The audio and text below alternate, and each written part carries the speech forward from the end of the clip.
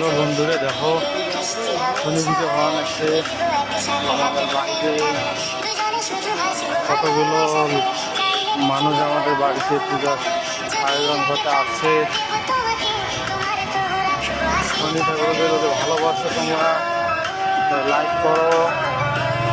তোমাদের দয়ার জন্য একমাত্র ঠাকুর হলো শনি ঠাকুর, তোমরা সবাই জানো।